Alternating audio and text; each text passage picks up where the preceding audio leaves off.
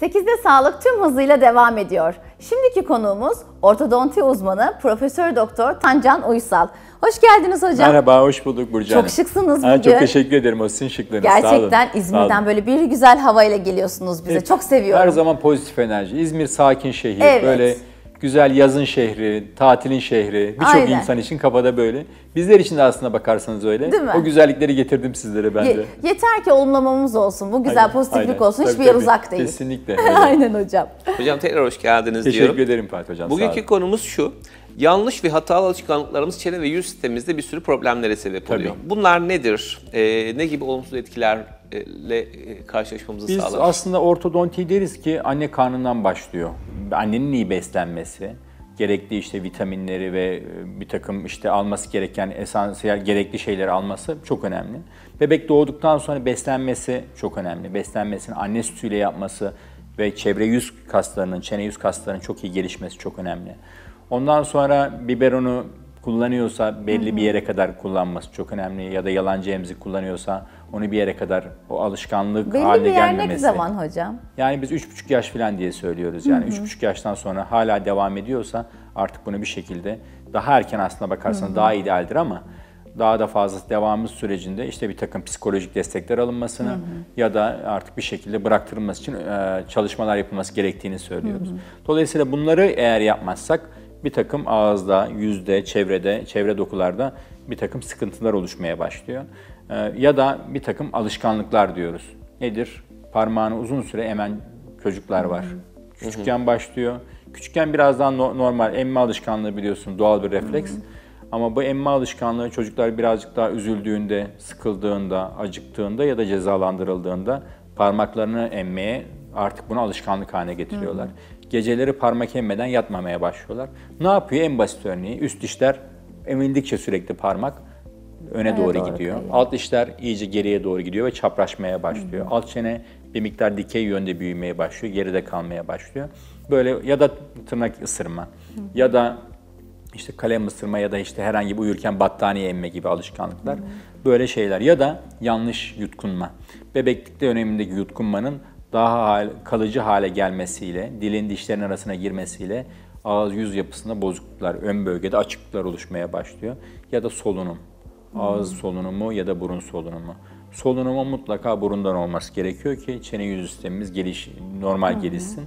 Eğer burundan soluk alıp vermiyorsak bu da bizim tüm yüzümüze olumsuz yansıyor. Ağız solunumun çene yüz sistemine etkisi nedir? Bu normal solunum alırken şimdi nasıl bir etki alırız? Normal konuşma, diksiyon eğitimlerinde öğretilen evet burundan alın, ağızdan verilir ama normal rutinde nefes alıp verme burundan yapılmalıdır. Alıp verme. Normal duruyorsunuz. Dudaklar hafif temas halinde, dudaklarımız kapalı. Yalnızca burundan soluk alıp vermemiz gerekiyor. Birçok birey belli dönemlerde ağızdan nefes alır, soluk alıp verir. Normal, bu da işte burun tıkalıdır. Bu normaldir ama gelir geçer. Hatta her zaman için biliyorsunuz iki burun deliğimiz de açık değildir. Bunlar nöbetleşe çalışırlar. Bazen %70 kapasiteli birisi çalışır, birisi açıktır, birisi kapalıdır. Bunlar nöbetleşe çalışırlar. Bunlar normal ama burun solunumundan yapmak esastır. Eğer burun solunumu yapmıyorsa birey, ağız solunumu yaptığını düşünün. Her zaman için alt çene geride birazcık uyurken alt çenesinden ağızdan nefes alıyor. Alt çenesi geriye düşer. Yanak kasları üst çenenin üstüne baskı yapmaya başlarlar. Dil aşağıda konumlanır. Dil aşağıda konumlanınca normalde damağın üstüne bir şekilde dilin baskısıyla beraber yutkunma sırasında çenenin genişliğine etkisi varken çevre yanak kasları üst çenenin daralmasına, dilin de aşağıda konumlanması üst çenenin daha da daralmasına neden olur ve dar damak kubbesinin derin olması bir sürü problem çene yüz sistemi bakımından karşımıza çıkar. Ya da alt yüz yüksekliğinin çok fazla açık olması, artmış olması şöyle hastalar ağızdan soluk alıp vererek çeneleri biraz daha böyle geriye doğru hareket etmeye başlar ve yüz yüksekliği artmış olur. Bunlar hep zamanında müdahale edilse ileride problem oluşturmayacak alışkanlıklar ama bunları müdahale edilmeyince de bize ortodontik problem olarak yansıyorlar. Bilmiyoruz hocam bunları, yani şu anda izleyicilerimiz de aynı şekilde gerçekten sesi açmışlardır. Biz bunları, sizin anlattığınız şeyleri aslında siz anlatırken ben kafamda kendim de yapmaya çalışıyorum o anda. Evet bu böyleymiş gibi. Biz kendimiz gerçekten bilmiyoruz nasıl nefes alacağız. Gerçekten ağzımızda açıkken uyumamız bize sıkıntıya sokar mı? Bunların hiçbirisini bilmediğimiz için yapıyoruz. Ağız kuruluğu yapıyor. En başta ağız kuruluğu yapıyor. Diş etlerinin ödemli, şiş olmasına neden oluyor. Ağız kokusu yapıyor. Yani o kadar çok başka vücudumuzun tüm sistemini etkileyecek olumsuzlar oluyor ki bunun yanında ağızda birden dişlerin işte büyüme gelişim döneminde çapraşmasına. Dişlerin çürümesine kadar neden olabilir. Tabii ağız kuruluğu, tükrükle beraber ağız temizleniyor bir yandan da. Hiçbir şey yapmasanız bile tükrük bir şekilde koruyucu ve kayganlaştırıcı özelliği var. Kurudukça daha çok şeker mesela bir şekerle bir şey yediniz, orada kurudu. Düşünün çok daha fazla hızlı çürük oluşumuna neden olurlar ve daha büyük problemler açarlar başımıza. Ben şimdi de şu soruyu sormak istiyorum. Open bite dediğimiz yani açık kapanış problemi neden olur, tedavisi nasıl yapılır? Şimdi açık kapanış aslına bakarsanız kademe kademe açık kapanışlar var. Bir yalancı açık kapanış var. Nedir bu? Süt dişleri dökülür ön bölgede. Daimi dişler sürmeye başlar. O dönemde böyle bir açıklık vardır. Bu yalancı açık kapanıştır. Geçecektir. Normale dönecektir. Evet. Ama bir sonraki aşaması dişsel açık kapanışlar. Bunu nerede görüyoruz? İşte dil araya girmeye başladıysa yutkunma sırasında, hasta parmak emiyorsa ya da herhangi başka olumsuz emme alışkanlıkları varsa ön taraftaki açıklık biraz daha dişsel seviyededir. Hala problemi biraz daha basittir. Ama o alışkanlığı ortadan kaldırırsanız o öndeki açıklık kendiliğinden spontan olarak bile düzelebilir. Bu açık kapanışların seviyesine göre tedavileri de değişir. Sadece biz hastanın gülümsemesini isteriz. Gülümsemede bakarız. Üst dişleri yetersiz görünüyorsa üst dişlerin sadece uzatılarak, dişlerin kemiğiyle, etiyle beraber uzatılarak ön tarafın kapatılmasını sağlarız. Daha şiddetli bakılsa arka bölgelerde bir miktar gömmeye çalışırız. Gömmek demek dişin boyunun kısaltılması değildir. Hep buna vurgularım özellikle. Evet, çünkü hastalar gömeceğiz deyince dişimiz kısacık kalacak diyor. Hayır. Dişin kemiğiyle, etiyle beraber daha yukarıda konumlanınca ön bölgedeki açıklığımız kapanır. Düşünün şimdi bir menteşe düşünün. Arkasındaki dişi, en arkadaki dişi ben bir miktar gömüyorsam ön taraf daha çok kapanır. Arkadaki 1 milimetre gömmem önde 3 milimetre ön tarafın kapanmasına neden olur. Dolayısıyla tek arka dişlerin, yalnızca büyük ağız dişlerin temas ettiği kadar şiddetli açık kapanış vakalarını biz arkalarda gömme yaparak ön tarafın bir miktar kendiliğinden spontan düzelmesini sağlarız. Bu vaka çok daha şiddetliyse ve artık dişsel seviyeyi aşmışsa o zaman da ortognatik cerrahi uygulamalarıyla bir takım çene cerrahisi, plastik cerrahi desteğiyle beraber biz dişleri sıralarız, ameliyatla bu açık kapanışın kapanmasını sağlarız. Burada dikkat edilecek hastanın gülümsemesi.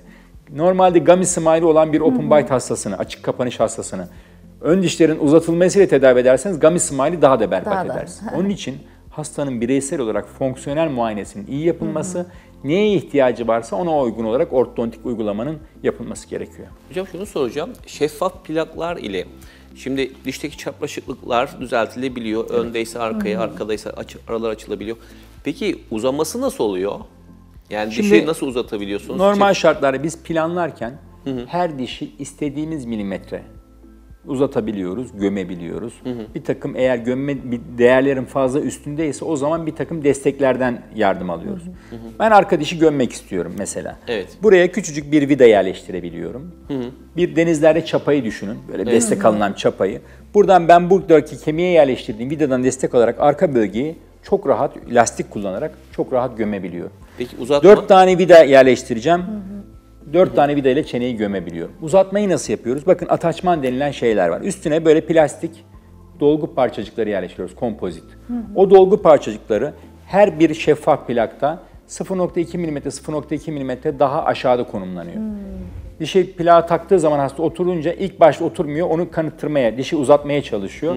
Bir süre sonra, bir hafta sonra bir bakıyorsunuz o içi dolmuş, diş uzamış.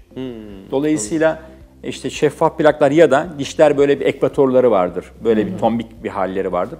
Onların altını sarıyor şeffaf plak ve uzatmaya çalıştıkça o dişi oralardan destek alarak bir miktar daha uzamasına neden oluyor ve şeffaf plaklarla biz açık kapanış vakalarını çok rahatlıkla tedavi edebiliyoruz. Arka bölgeyi gömebiliyoruz. Alt çeneyi ya da üst çeneyi, ön bölgeleri de alt çene ve üst çeneyi istediğimiz şekilde uzatabiliyoruz. Size gerçekten şeffaf plak ustası, şeffaf Evet. plak profesörü demek Yani istiyorum şeffaf hocam. plak konusunda Türkiye'de Gerçekten. en deneyimli hocalardan birisiyim. Çünkü biz Evet. normal üniversite eğitimimizde de, doktor eğitimimizde de bize şeffaf plaklarla ilgili o zamanlar bu teknoloji yoktu. Bunu birazcık daha kendimiz yetiştirdik. Ve bu alanda ben de Türkiye'de bu konuda eğitim veren sayılı hocalardan Evet. birisiyim. Çok fazla sayıda vaka yapmak ve tecrübe etmek çok önemli. Onun için çok vaka tecrübe ettim, çok vaka planladım, binlerce vaka planladım ve çok güzel bunların sonuçlarını da gördüm. Evet. Birebir uyguluyorum da, her gün paylaşıyorum da sosyal medya hesaplarımdan Evet. nereden nereye Ben de getirdiğimizi sizleri vakaları. takip ediyorum, eksik çok güzel olmayın, sağ olun. paylaşımlar var. Dolayısıyla şeffaf plaklarla her şeyin yapılabileceğini Türkiye'de Evet. ispat etmeye Ben çalışıyorum. de tek sizde görüyorum gerçekten Aha. hocam. Yani birazcık kendimizi yenilememiz gerekiyor. Çağa ayak uydurmamız ve adapte olmamız gerekiyor. Düşünün bir yandan çocuğunuzun ağzına o kadar tel takılıyor. Çocuğunuz da dişlerini fırçalamıyor. Ya, Dişlerini uğraş. çürütüyor, braketler kırılıyor, dudaklara batıyor, sürekli uzuyor. Onun için şeffaf plaklarla böyle hijyenik, böyle basit bir yöntemle yalnızca plaklarını değiştirerek, yemekleri çıkarıp dişlerini güzel bir şekilde fırçalayarak, daha az ağrı çekerek, çok hızlı bir şekilde bu tedavileri gerçekleştiriyorken kimse istemez ki çocuğu daha zor Aynen, şartlarda görüntüde de tedavi aynı olsun. şekilde dediğiniz gibi, görüntüde de Hiç çok görünmüyor. Ve büyükler için de özel bir yere gideceksiniz, düğün, nişan, tören, o gün takmayabiliyorsunuz. Zaten görünmüyor, hiç göstermeyebilirsiniz de. Kesinlikle, gerçekten. Hocam bir de çene cerrahisi ameliyatlarıyla peki nasıl açılış kapanış İşte açık kapanışı engelliyoruz? biz tekrar şeffaf plakla dişleri sıralıyoruz dümdüzgün bir şekilde. Ondan sonra cerrahımızla beraber planlamalar yapıyoruz. Diyoruz ki arka bölgeyi 3 mm gömeceğiz.